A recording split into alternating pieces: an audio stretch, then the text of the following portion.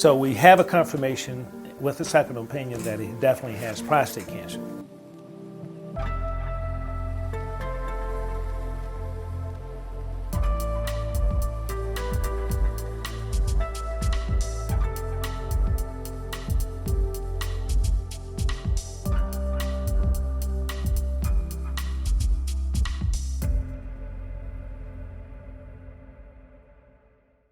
Welcome, welcome, welcome. This is Reggie Hicks, once again, producer of the documentary and outreach project, If You Are My Brothers, and host of the If You Are My Brothers podcast, which you are listening to and seeing right now. I want to welcome everyone watching on YouTube, LinkedIn, Facebook Live, and also to those listening on your favorite podcast platforms later on. This is the second episode in our 4-part series during Prostate Cancer Awareness Month. Now, today's conversation is titled Rethinking Prostate Cancer Equity, Innovation, and Hope with Dr. Shaun Owens. And together we'll explore the challenges and opportunities in advancing prostate cancer equity, the role of technology in decision-making, which I'm really interested in learning more about, and what the future holds for prevention and education. So important. Now, before we dive into it, quick reminder, this podcast is not a substitute for your medical team. The opinions and medical issues we discuss are not a replacement for treatment. All right? Always consult your healthcare provider. And just one more note, some of today's content may or may not be mature in nature, so please listen accordingly. And also remember to like, share, subscribe as we go on this journey together. To learn more about this podcast and the If You Are My Brothers documentary and community engagement project, always visit our website at ifyouaremybrothers.org. Now, we're going to get right to it. I'm thrilled to be joined by Dr. Shaun Owens, Associate Professor at the University of South Carolina's College of Social Work and Director of the Healthy Aging Research and Technology Lab. I think it's called HEART. His work spans prostate cancer, health equity, and smart home technologies that help older adults age with independence. I saw a news story on that. It's very, very interesting. Now, Dr. Owens has published widely on prostate cancer, including strategies for recruiting African American men to research, developing a computer-based decision aid, and advancing shared decision-making in screening and treatment. He earned his Master's of Public Health from Emory University and his Ph.D. from the University of South Carolina. Dr. Owens, we want to thank you so much for joining us. And one thing that I will say that's really, really, really important on your bio is that you are a member of the number one fraternity in the world, Alpha Phi Alpha. 06. 06. I had to tell you, I ran into a guy yesterday. I think it was yesterday, and we were talking about fraternities, and so he said, "Oh yeah, I'm a member of fraternity now." And so we kind of looked at each other, and then he said, "Well, I'm a member of the number one fraternity." I was like, "I'm a Kappa," and I was like, "Okay, well, I'm a member of the first and only." So we just laughed about it. So we're all Divine Nine, so we love that. But I want to thank you for taking your time to be with us this afternoon. I think what we're going to talk about is so important. And as we get started, I was just curious as to what first drew you to public health in general and prostate cancer research in particular. Did you know someone personally who had prostate cancer, or was this just something that really kind of stuck with you? And I'm asking because I know you had mentioned in an interview that your aunt had dementia, which really was sort of an inspiration for you to do the research in the area of dementia. Just wondering if that was also the case in dealing with prostate cancer. It was maybe 2007. I was in Atlanta. I think I was in my master's program in public health. So my general interest in public health was, at one point, I would, like many people, I thought being a physician was the only way to go. So we didn't know anything else about public health. But there at Case Western, I ended up running into a student who was majoring in public health. She kind of told me all about it. And I was like, wow, okay. That's something that I may want to be a part of if I don't decide to go to medical school. But I can tell you those physics and organic chemistries didn't turn out quite the way that I wanted them to. So it was another path that could help me make an impact on the world. So I'm glad that I chose public health. But while at the School of Public Health, at the Rollins School of Public Health at Emory, I was attending a church, an AME church called Mount Zion AME, which is still in existence there in Atlanta. And I think I attended a health fair on a Saturday morning. I'll never forget, we were in the basement of the church, and they had invited all of these speakers, from cardiologists to folks to talk to us about proper nutrition. And in any case, it was three guys. There was Greg Bolden, it was Dr. Alan Simpson, and it was John Hollis. It was three gentlemen that were a part of an organization called the Comprehensive Men's Health Initiative. And when they presented, they talked about the burden of prostate cancer on Black men. And I had never heard about this before. Both John Hollis and Dr. Alan Simpson were actually survivors of prostate cancer. And when they told their stories, the room was quiet.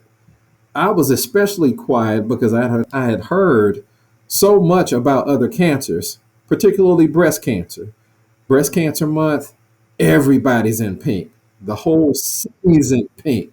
It's a pink parade everywhere you go. But everybody was quiet about prostate cancer. So really, once I started to speak more to those guys, I started to get involved in education around Atlanta at the time. I started getting up on Saturday mornings, helping those guys go around to other churches to spread the word about the importance of learning about screening, going out to make a shared decision with your doctor about screening. I seen a place and space where I felt that I could make impact, hearing about those brothers' stories and their mission and charge to go out to get other men informed. So I felt this is a place where I can fit and make impact where other people aren't even talking about it. So that's what inspired me to get involved in this prostate cancer space. And of course, I went on later to earn a Ph.D. And my focus of my research also was none other than prostate cancer and how we support men in their shared decision making. Right. Yeah. It's interesting because we were talking right before about how I even got into this. Outside of being a prostate cancer survivor, prior to that, it was somebody else's story. And we talked about my fraternity brother, Ralph, and really following him and being a part and then getting involved because of his story. And then when I was diagnosed while doing this documentary and following him around, I was like, then I became really committed. But I think, you're right in the sense that a lot of times it is about the story that kind of brings attention to it, and people can relate. Brothers can relate to someone telling their story about it. One issue or one thing that you have been working on is, and this comes up all the time, is this thing about health equity. It's been around, and can you really talk about what that is and what's the significant equity issues in prostate cancer today? So health equity as it relates to prostate cancer centers around how can we get equal opportunity to access care and have outcomes like prostate health outcomes that are at about the same standard as men of other races. But unfortunately, as you know, at this particular time, that African American men, they're 1.7 times more likely to be diagnosed with prostate cancer and about 2 to 3 times more likely to die from prostate cancer.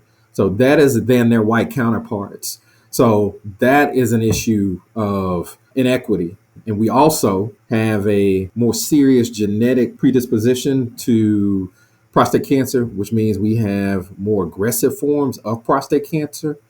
And we are also diagnosed later. So when the prostate cancer is discovered in a lot of African American men, unfortunately, it is further along. So it's in later stages. So you have a much lower 5-year survival rate. That's usually how we measure success in your treatment, by 5-year survival rate.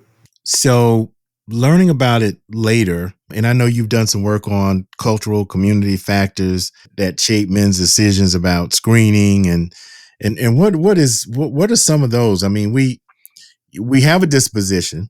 I mean, it's there, but it just seems like there are a whole lot of other factors that don't allow us to say, I need to do something. There's many social determinants of health and of prostate cancer. So you have things like our historical mistrust of the healthcare system that we can't ignore. Some folks just don't trust the doctor. They don't want to go to the doctor. There's a lot of stigma around prostate cancer because it does affect manhood, sexual performance, things like that. So men don't want to hear anything that will affect that performance. We also have a lack of access to care. So all men don't have equal access. On our end as African American men, many times we may not have the insurance, or we may live in a more rural area where we don't have as much access to things like screening. We might also not have the education. In a lot of the previous publications that I wrote, and a lot of studies I've been involved in, we found that men often don't have a very good knowledge of prostate cancer, things like prostate cancer anatomy, where it's located, how it's screened for, what are, if any, controversies around the screening, how is the cancer screened for, how is it treated. We lack that education. So all of those things factor into the disproportionate rates of mortality that we're seeing from prostate cancer. So in all of that, in your studies, and we're going to talk a little bit about some of those studies, what were the barriers then? I mean, I know you were recruiting. I saw you do a TV interview. You're recruiting African-American men. In your study, in recruiting men to be a part of trying to learn what's happening, what were the barriers? And look, we don't want to go to the doctor, let alone be a part of a study. Right. Right. We know what happened, back at Tuskegee. So we're like, I don't know about that. Exactly. And that's so interesting that you mentioned Tuskegee, because one of the earlier studies I was involved with as a doctoral student was we went out into the community and we recruited African American men and women into a prostate cancer study in a rural area of South Carolina. And the goal there was to understand people's perceptions of what medical research is, what clinical trials are, and also what were their perceptions, like what was their openness to participating, like what types of words come to mind when we mention the word clinical trial or medical research. And people said, hey, Tuskegee, that's what came up, things like that. There was still sort of a mistrust. Now, there was an openness under certain conditions that people would participate in research, but people, we notice, in some cases, didn't necessarily have a clear understanding of what that terminology meant. So when we use certain vernacular or medical or research speak, that's not going to get people into studies and trusting you. You really need to explain in plain language, what are your goals of the study? What are you going to have to do? What's going to happen to my data?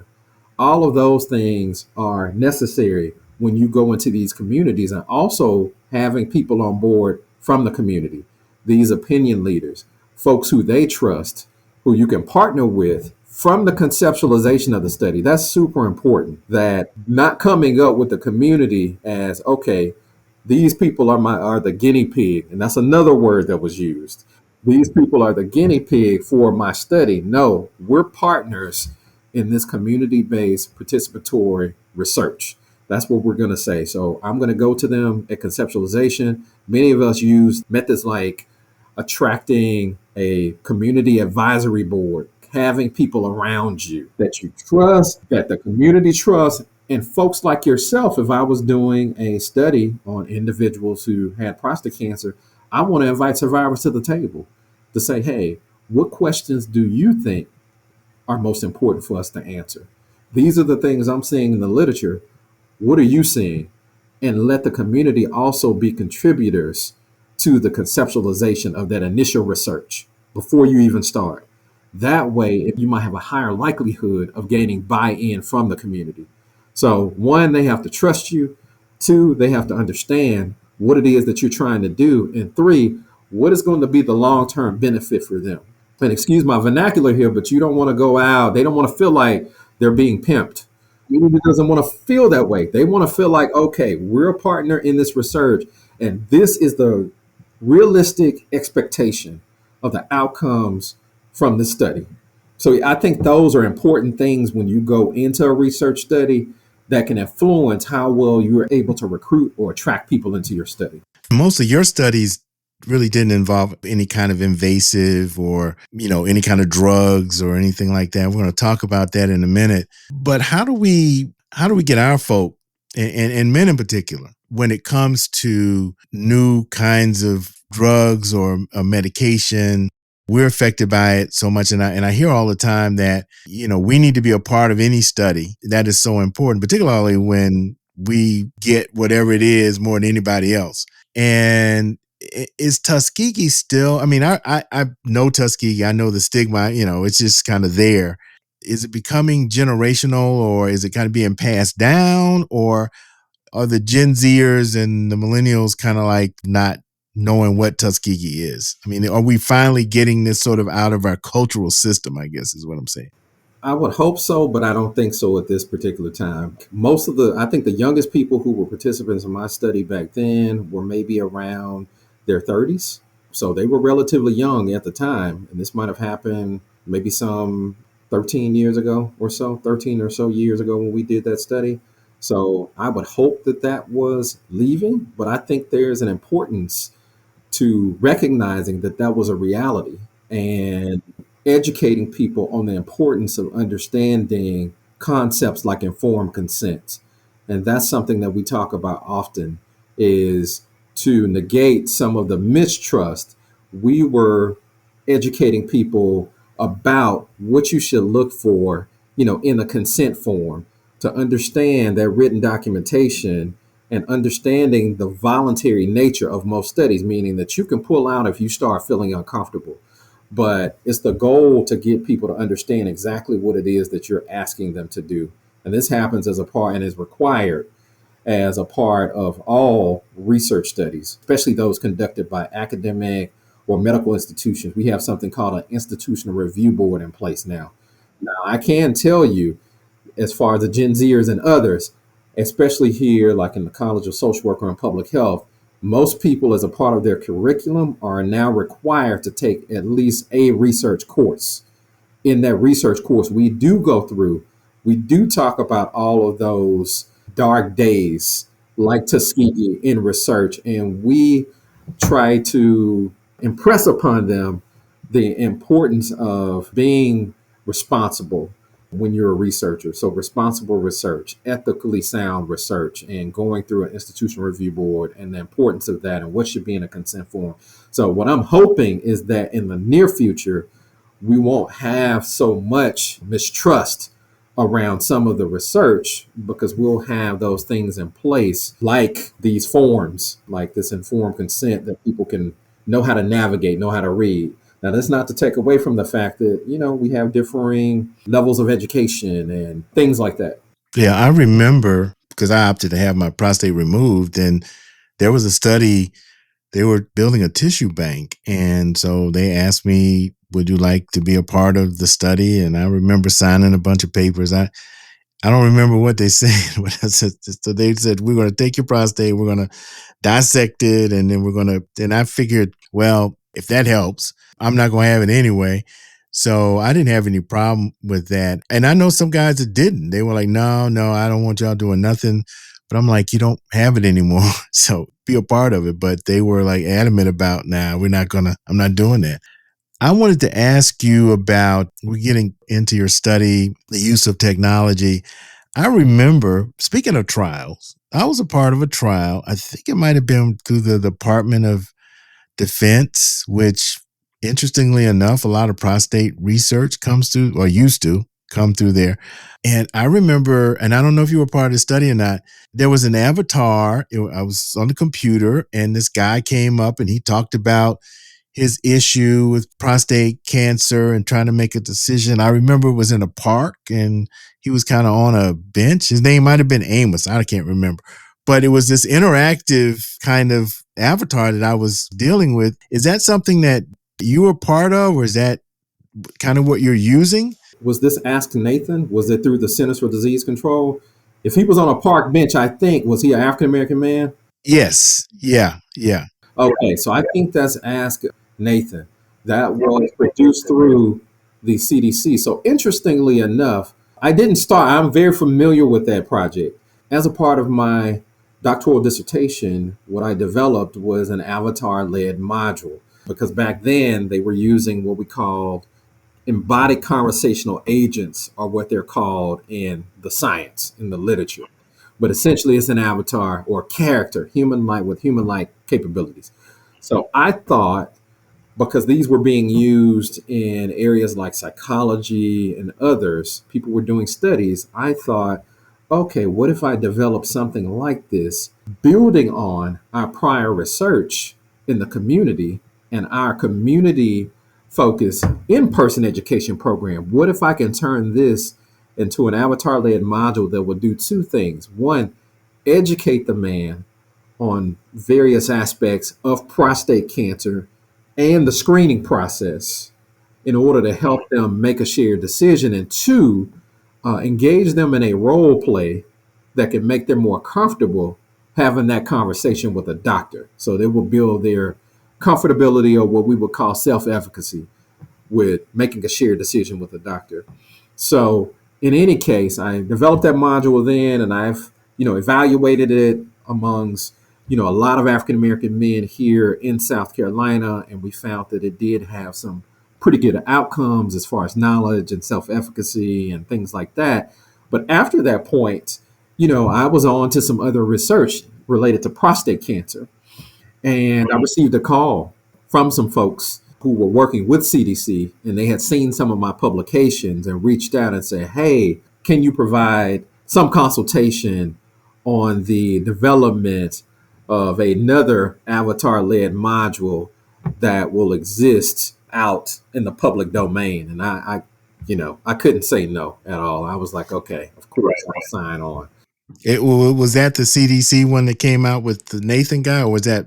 That was the CDC one that came out with it. That was after. Yeah, it was after, because that's the thing. Being in an academic institution, you aren't always the first to market necessarily, because research is a slow process sometimes.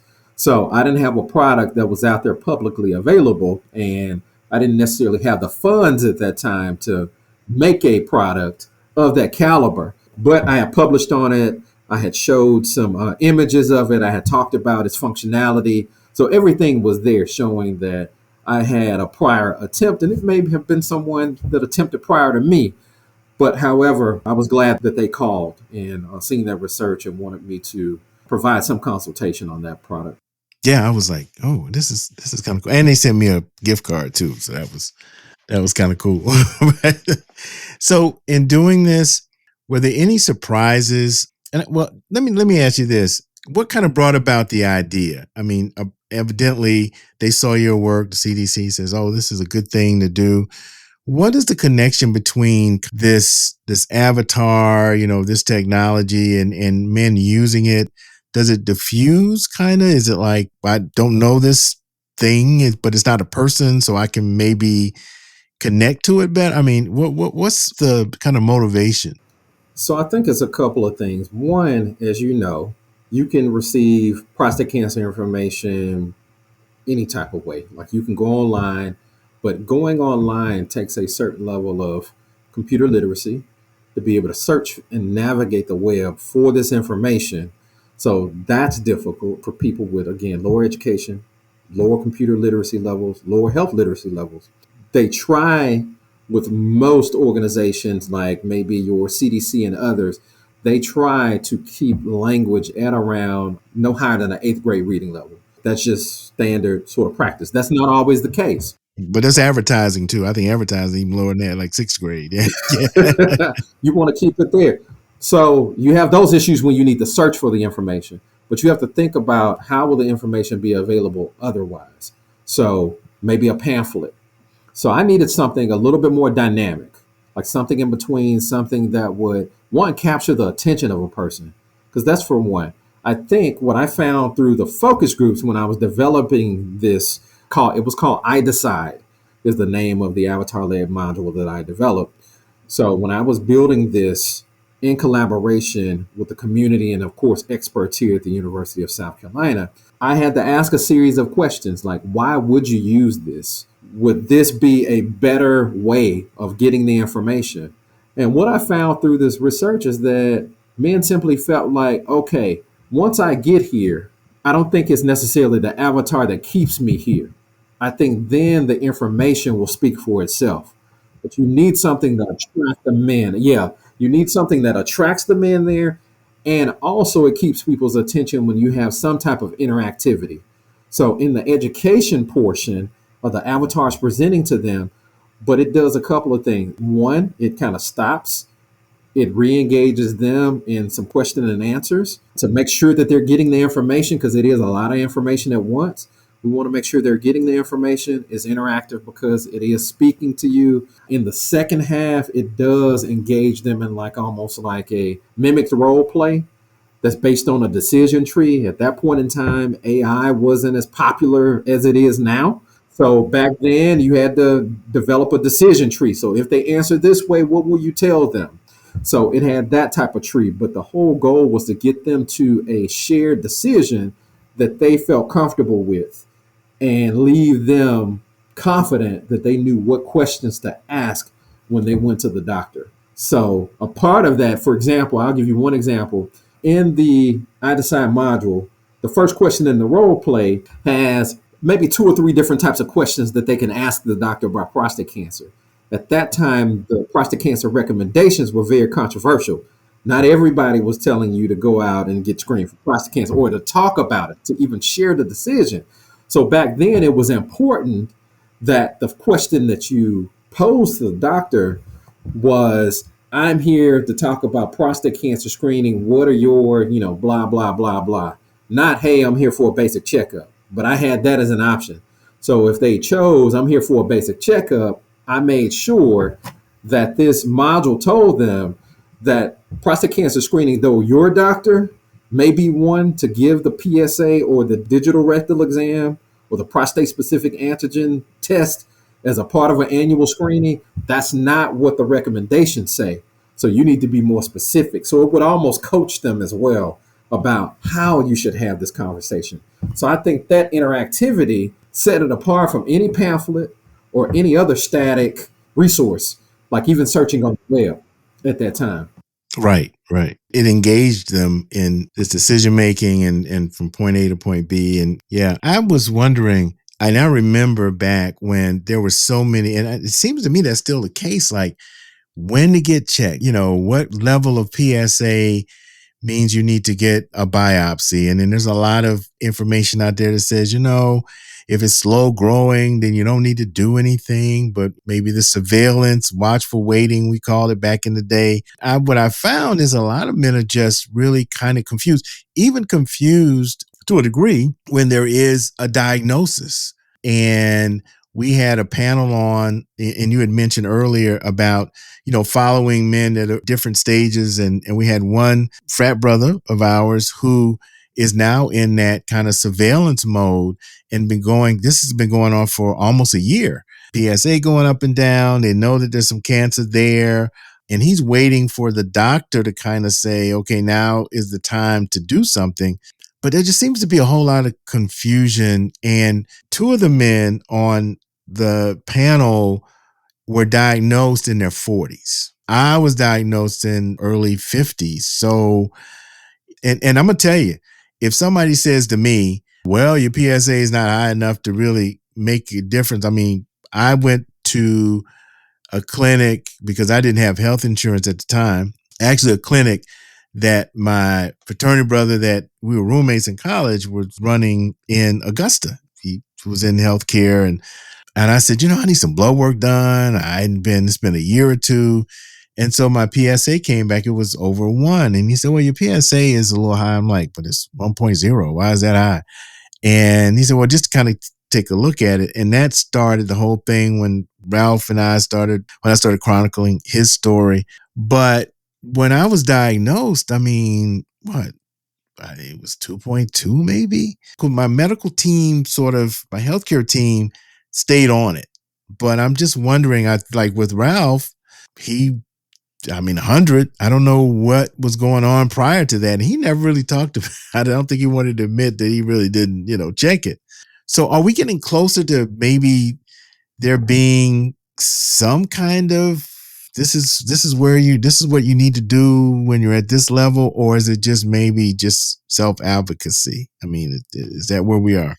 I can say we're closer than where we ever were before. Back when I started this research, there were diverging recommendations from major cancer authorities like the American Cancer Society, the American Urological Association, and the United States Preventive Services Task Force. Their recommendations were very different, maybe even 12 or 13 years ago when I first started. So the American Cancer Society was the first to have recommendations for African American men and those at higher risk. So those who had a relative to start screening as early as like around age 40, or to not start screening.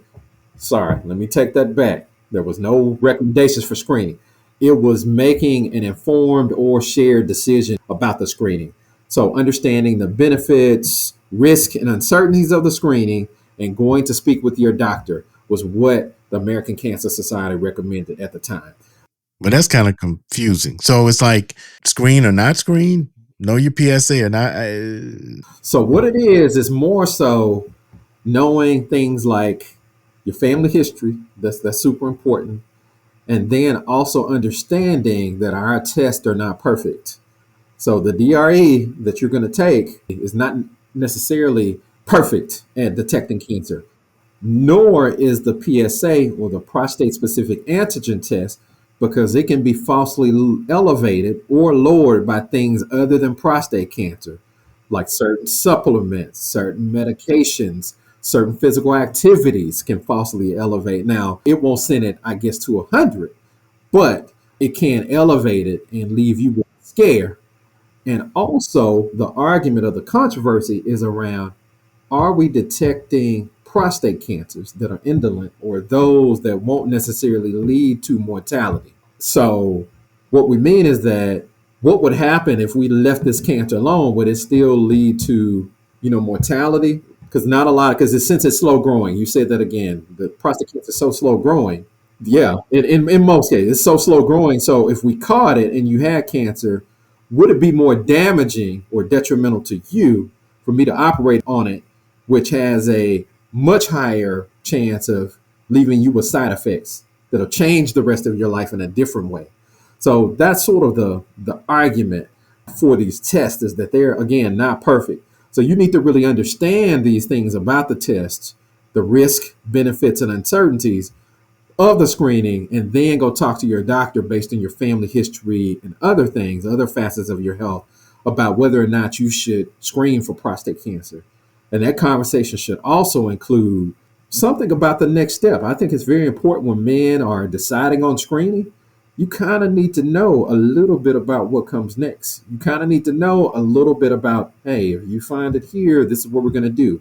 If it's like in your case, if we find that your PSA is at 4, let's just say for your age and you're pretty young, the options are we can retest in X amount of months, or we could move straight forward to biopsy, which won't likely to be the case. Often you're going to retest, and they're going to look at the change between your last reading and this reading. And that kind of tells you a lot about whether or not cancer might be present, even if your PSA might be a little low, not super low, but I'm just saying, if you change, like in your case, you said from a 2 to a 3 in the matter of a few months, yeah, something might be wrong. Whereas most people recommend, okay, a PSA cutoff of 4.0, that being the highest, but I think is equally important is looking at the level of PSA within reason. If it's 100, yeah, I'm concerned. I'm really concerned. But if it's 4, I'm like, or even 4.5, I'm like, okay, well, let's see. Let's see what this next reading might turn out to be. So those are just some of my general thoughts. But to get back really to your question, we're closer than ever now because the American Urological Association, as well as the American Cancer Society, both acknowledge the fact that African American men and people with a history of prostate cancer may need to start conversations about screening earlier. So I think we made a lot of progress. United States Preventive Services Task Force, they kind of recognize that African American men may be at higher risk, but not enough for them to change their recommendations. Their earliest age at which you should start conversations about screening is about between 50 and 55, whereas everybody else is earlier. But before, it was a lot more scattered. Oh yeah, I remember. A couple other questions as we close out, looking at the future. It was interesting. I was with a young man. He's probably early 40s, and so as I do most often, and especially during Prostate Cancer Awareness Month. So I asked him, "Do you know what your PSA is?" And he's like, "What is that? Is that like a video game?" I was like, and he was halfway joking, but he didn't know what it was. He was like, "Is that a video game?" And I'm like, "No." So I was explaining it to him. And what was interesting in the conversation was he said to me, "This morning, the word prostate was on my mind. I don't know why." And then you said this about the PSA. I need to find out what my PSA is, and I need to start. And I was like, yeah, because, and I told him my story. But that being said, if there was one thing you could change about prostate cancer education in the U.S., what would it be? What would you change? And if you could fix one barrier to prostate health equity, what would that be? I think these are excellent questions. Excellent. I think one thing I would change about the education are two things. I would say the message and the modality I would change. So the message being, I would have more of a positive spin because we need to be able to reduce stigma around prostate cancer. Like the women are on it. I can tell you that right now. We were way behind them. They're marching, they have their pink and everything, and it's okay to talk about breast cancer. I think we need to start having those conversations and making the conversations more positive. Like most of the time we hear about prostate cancer, somebody has found it, they're going through, they're in a tough position. We need to start framing the narrative as if you catch it early, if you start these screenings, if you start conversations with family about when, if they had prostate cancer and what age they were diagnosed, if you start having those conversations earlier, we can catch it earlier. If you catch it early within the first maybe 3 stages, you will have between a 95 and 99% 5-year survival rate if you catch it. Whereas that drops to about 35% if you're in stage 4.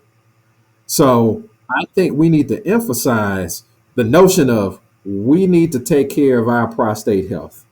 And this needs to be a responsibility of all men, like in educating folks when they are young age, like 20 or so, and start having open dialogue about that so it becomes more commonplace. So it can one day become a part of the conversation when you go to your annual visit to talk about your prostate. So I think that's one, changing the message, and 2, changing the modalities and how we discuss prostate cancer. So I am very supportive of the grassroots efforts that we've had and barbershops and churches and things like that. But I think it's equally important to use platforms like the one you have. I think entertainment is part of the reason I was attracted to continue on with prostate cancer education. I wanted to use a different modality, and that's why I hopped into the seat. We might not see an avatar or this character as entertainment, but it sort of is. You have to plan out the moves and stuff. It's a script that goes with that. So you have to pull that in to your education. And I think we pay more attention to entertainment sources than anything else. So I think we need to become more comfortable with forums like this. I think we need to be more comfortable writing these scenarios about prostate cancer into scripts. I think we need to become more vocal. Again, I'm very supportive of breast cancer, but I think we need just as much hurrah in September about prostate cancer. I want to see everybody in blue, just like we see everybody in pink in October. Yeah. We should see the NFL should be wearing blue this month. I never understood why that connection wasn't made, because they wear pink in next month, which is a wonderful thing. And I think to your point, I noticed my son, who is a millennial, and He and his wife just had our first grandchild last week. So just shout out to them. Oh, congratulations. That's all right. Thank you. Thank you. But, it's funny because that generation has a lot of these kids, they don't have an issue with seeing a therapist. As a matter of fact, it's almost like this rite of passage. You seeing the therapist, I mean, it's kind of like a cool thing. You're not seeing a therapist, what's going on? And I remember, the stigma in our community is the two things: you don't talk about nothing down there and you don't talk about nothing up here. Because, that's just, you just stay away from that. And I'm hoping, like you said, that this generation is not having an issue with that as much. I mean, there's still some stigma there, but they're not having as much of an issue. Maybe we can get to that point with prostate cancer. And I think that it's happening. I know in the discussions that I've had, men are still not willing to talk about certain things like ED or incontinence. They're not willing to go deep into how it is affecting, if at all. I remember Ralph saying to me that any man that tells you they're 100%, they lying, because, you're dealing with something in your body. You're never going to be 100%. You may be 95%, but most men won't go that far. They'll talk about what they went through as far as treatment and things like that, but not anything about relationships. And we haven't kind of gotten that far yet. But to your point, just getting to the point, we could talk about screening. We could talk about knowing that number, which brings me to one of my final questions is, what gives you hope for men facing prostate cancer today? What do we have on the horizon that we can kind of say, we're headed in the right direction? So I think more continuity in the recommendations. That's one, for recommendations related to screening. So I think that's one positive thing we have for us. I think two, there are genetic screenings that are out now. I won't say that they are available to everyone, but I think that holds promise for the future, to be able to get early genetic testing to see what your actual risk is for prostate cancer. And that might also guide your treatment decisions if you are diagnosed with prostate cancer. I think we have more than ever burgeoning resources for prostate cancer. Some of my most recent research looked at the possibility for virtual assistants like an Alexa or Amazon Echo, for you to be able to get recommendations from there, and also from generative artificial intelligence like the chat GPTs and things like that. So we've looked at the possibility, and I think maybe in the future, not right now, using that as a sole resource, but being able to use that in conjunction with healthcare provider advice might be promising for us in the future. And I think also, as far as that, so and that's mostly access to information. I think also, to produce equity, we have to enhance people's access to care in some type of way. And I think how this is going to happen is could also be through the expansion of federally qualified health centers and others, and mobile-based units that could get to people. But for people who cannot get to a doctor, what I'm hoping is that there can be hubs in the community that will lend their spaces to provide access to telehealth opportunities. Like, for example, I see in the future libraries being a destination for people to be able to have some private space where they can go converse with a physician or another healthcare provider in that space. And we also now have some at-home PSA test kits. I don't know much about the accuracy and so forth of these tests, but I think that they might improve in the near future. The main concern is using these tests in isolation. That's the main concern from like the American Cancer Society. You're not having anybody to talk to about these results, and you taking the test and sending it in and getting results and being like, oh my goodness, what is this? But I think coupling something like telehealth with this type of at-home PSA test kit could lend itself to producing more equitable prostate cancer outcomes in the end. So that's what I see on the horizon. All right. And I just hope that, when I ask the question, it becomes more of a common thing about, oh yeah, I know what my PSA is. And it's not a video game. it's it's something you really need to know. This is one thing, and then I'll let you go. You mentioned a lot of opportunities for there being things like in rural communities and things like that. The current landscape that we're in, how do you think that's going to affect prostate cancer awareness and really other things that, with so many with changes in the CDC and with, this whole healthcare thing, what do we do? Yeah, it's unfortunately, a lot of uncertainty out there. A lot of the rich research that has taken place over the last few years, or really over the last decade, is now being stalled by, certain decisions at the government level. So it has, unfortunately, detrimental consequences to the progress that we have in research. And we will all feel it and be affected by it at some point in time, unfortunately. But I'm always trying to paint with a more optimistic lens and trying to see how can we mobilize our current resources from the research that we've already accomplished and doing what we can, because we've always been a strong people. So we have folks like myself, we have folks like you. You have access to this platform. I have access to the data that we produce so far. So even though we've stalled, we won't ever be totally stagnant. So that's the positive attitude that I try to go away with. But I do need people to understand the importance of the research that we do and the detrimental effects that some policy decisions can have on you personally. Many times the people don't see how, oh, these millions of dollars have been taken away, but that's okay. It won't trickle down to me. You don't know that until it does, until your family member is affected by prostate cancer and they don't have access to the treatment that could have been created by this entity or that was being created by this academic institution or other laboratory at the time, but funding was cut. And now you unfortunately don't have access to that treatment anymore. It's not until it personally affects you, but you shouldn't look at it that way. Everybody should be outraged at this point, seeing the types of grants that are being cut from, my fellow colleagues across this academic landscape. It is very unfortunate, but again, we're resilient and you and I will keep our hands on the plow and we're going to keep this thing moving.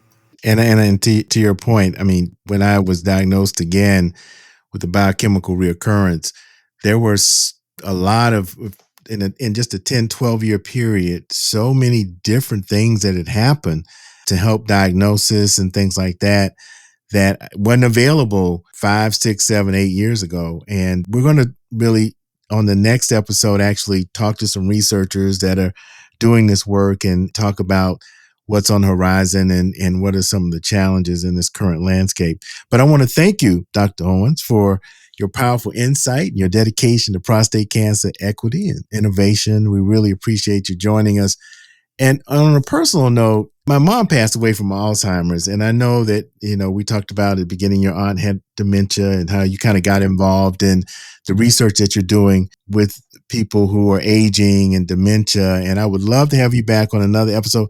We actually have another podcast that I'm going to have to get you on to talk about that at-home thing that you're doing and monitoring and trying to keep people in place as they age. I think this is with the boomers and, we're all getting old. So, it's, because, it's either getting old or there's not getting old, which, nobody wants to deal with that. Right. So I would really be interested in having you back and we can talk about that. But I want to thank you. Real insightful. And we're going to get behind you, keep you in prayer, man. Keep doing what you're doing. Thank you so much, sir. I appreciate the invitation and keep doing the work that you're doing, the good work, because we need shows like this one that can get the word out about the seriousness of this, but also to show yourself as a testament to what can happen when you are proactive and you do ask the right questions and you aren't afraid. You don't succumb to the stigma around prostate cancer, because a lot of men, there's so many men who have dealt with prostate cancer, maybe even had it treated, and you'll still never know. All right, Dr. Owens, thank you so much. We appreciate you. Thank you so much. All right. And to you watching or listening, thank you for being a part of this conversation.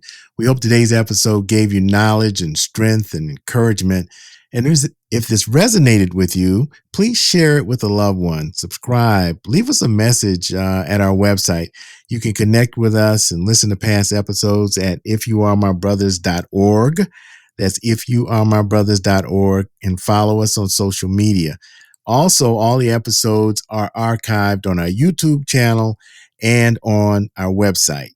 So, and of course, on all the podcast platforms. So there's so many ways for you to share and listen and really get involved. As Dr. Owens said, we got to get the word out.